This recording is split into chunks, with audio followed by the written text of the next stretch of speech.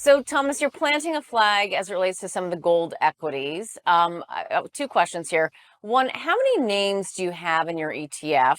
And could you give us one of the gold names? I'm kind of curious. Yeah, sure. So we keep it super tight. Like we believe that when when you're tapping a portfolio manager for active management, give them active management. Don't own like 200 names and like a little piece of everything in the world, right? No, so we're very concentrated. So at any given time, we'll own anywhere between 40 to 60 securities. We're at the lower end of that right now. We're very happy with that. And a gold name that we really like is Serato Gold, which we Hmm, think they're going to be growing production 200% over the next 3 years. And in addition to that, it's trading at 0.25 times in net asset value. So from our perspective, that's a very attractive name. On the silver side, we own Dolly Varden, and there were a lot of interesting names that came out of the conference. To be totally frank, like West Red Lake Gold, very interesting what's happening there. There's a lot of dynamic opportunities. I'd say in the precious metal space, and you don't have to like have like 100 of them in front of you, right? It's exciting hmm. from that perspective. What are the tickers there for the first two? Yeah, so Serato. Dolly Varden DV, Serato Gold CERT, and West Red Lake Gold WRLG. Okay, thank you. And just to kind of wrap it up on the gold conversation or the conference, I should say, scale of 1 to 10, what was the attendance like? So this is gonna. So I would say this is a very unique conference. It was a very good conference. So this was a very busy conference. But I would say from what I'm Okay. hearing from Denver, it's empty. Like, and that's great. So Beaver Creek is a fantastic conference. Like I would say, like that. You can't the population said from what I was hearing, it was a bit lighter. But you want to look at some of the other bigger conferences. From what I'm hearing, they were very Okay. light. So that's It's attractive. not so so it's not a great apples to apples comparison because it sounds like it's such a special and specialized conference. Yes. Okay, got it.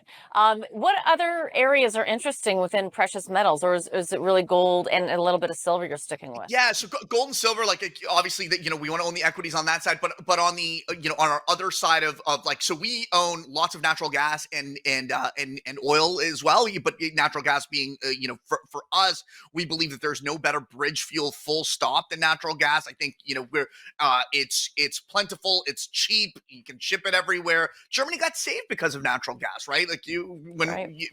with respect to the with respect to the crisis in Ukraine and Russia. So I think from our perspective, you continue to want to own these advantaged molecules, and natural gas is the best.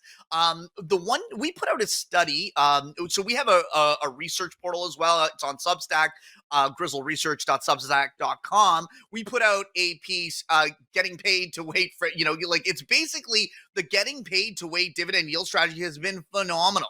The Hmm. returns have been spectacular. Cord Energy is a top name we own there. That's US listed, CHRD, Civitas as well, but Cord's a top 10 name.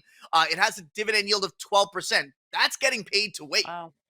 Yeah, and from our perspective, that a very attractive position we're in right now, to own these companies that are you know returning capital to shareholders. It's not it's not hampering their balance sheets. It's getting paid to wait is a very attractive setup right now. So that's the natural gas line. I'll kind of fill the loop. And then on the copper side, we own Amerigo that has an 8% dividend yield. And Hmm. that's a very attractive name as well. I think we're at that point in the cycle where people are tepid to say, "Oh, I'm going to go all in on industrial, on growth, right? Like economic growth." Well, then why don't I get paid to wait?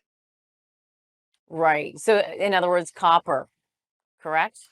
Correct. Yeah, right. Because a lot of people like it's harder. Right, copper's a unique space where you either have to have a phenomenal growth story, and one story we saw, the CEO we met, hot chili, phenomenal, or you got to give a great yield and have great economics underneath, and that's Amerigo. So I think like those are the unique setups you need there, and then also on the battery metal side, we think lots of interest. Like there are some interesting value opportunities there, particularly on the nickel side. We own Canada Nickel.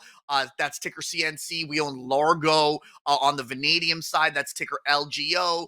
Mm. And then on the lithium side, we believe that you can't go wrong by just owning some of the large caps, right? And Mm. Albemarle is one of them, ticker ALB in the US. So that's kind of like a little around the world there. But I Yeah, that's can't, AI, you got to own tons of AI, NVIDIA, boom, we'll be right and back. Microsoft.